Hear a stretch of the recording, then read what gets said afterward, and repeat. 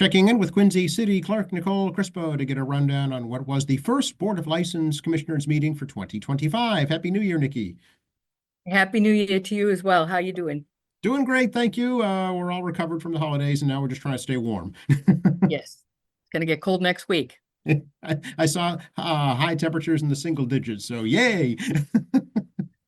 Hopefully we're hitting the peak and we're gonna start now going towards spring. I But hope so. I hope so. positive. So you started out, you're easing into 2025 in the license board, right? Yes, it was a light meeting, only three um items on the agenda. Unfortunately, right at the last minute, um Chief Jackson wasn't able to make the meeting due to a fire yesterday in Quincy Point area.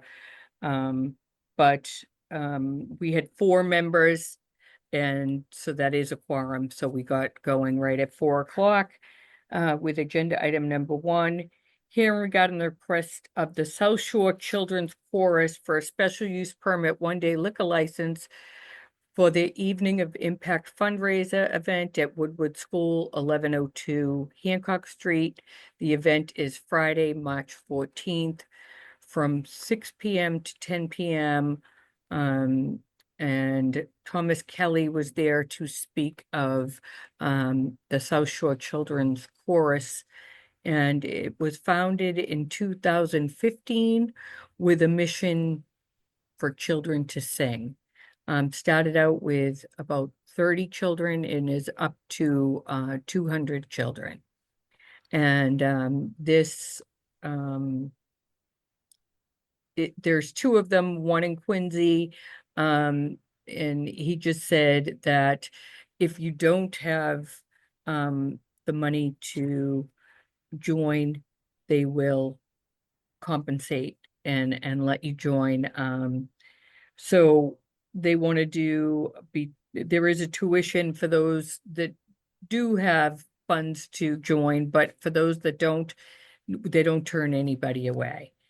And so they're going to have a fundraising event. This will be their first one to support all the children that have now joined and are singing in this social children's chorus. And he says it's a great event. There will be patched hors d'oeuvres, a silent auction, and you can find out more information and get tickets at southshorechildren'schorus.org.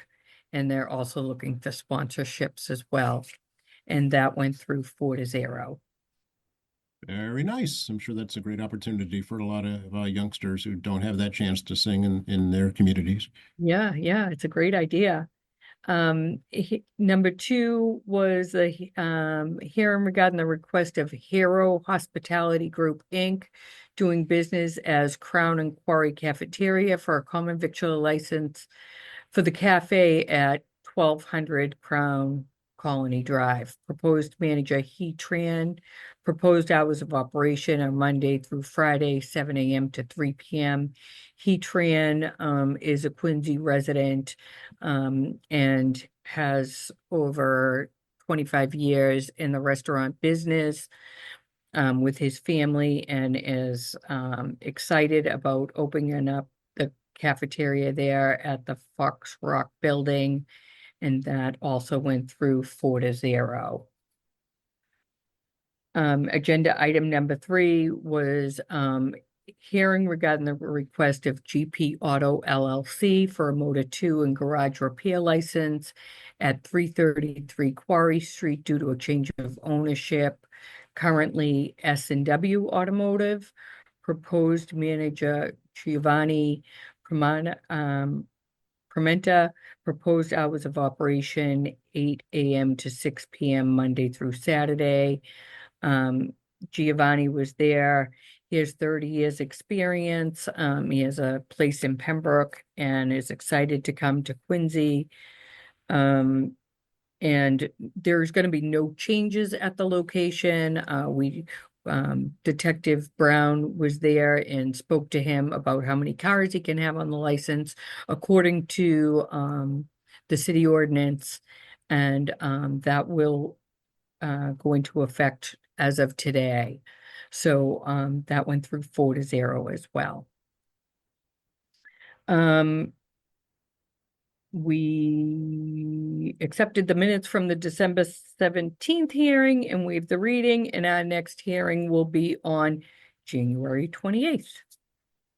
The end. Yes, quick. Yes. Very good. And now that we're in the new year, I know that your office is putting together the new city census, right? Yes, we are. We're in the process of printing all the census. We do it in-house here. The city's IT department does a wonderful job getting those 45,000 plus households ready. We'll send it out for mailing to our mailing house, and it should be hitting the mailboxes within the next 2 weeks. Very good. And just sign it and return it unless there's any changes, right? Yep, sign it and return it. There's postage paid envelope in there. We do encourage everybody to get that back to us as soon as you can. You can certainly drop it off here at City Hall or put it in the mail.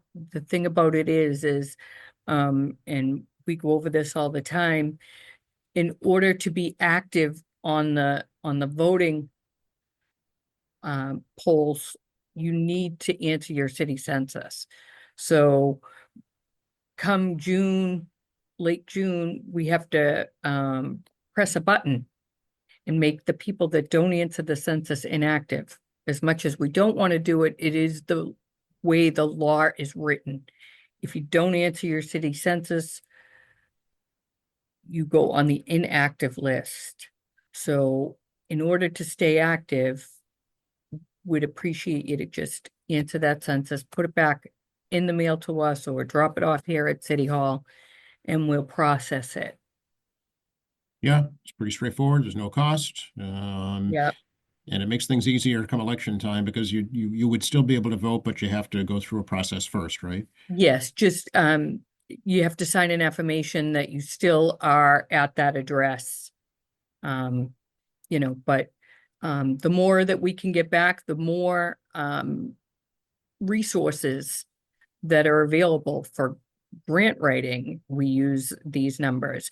We use these numbers for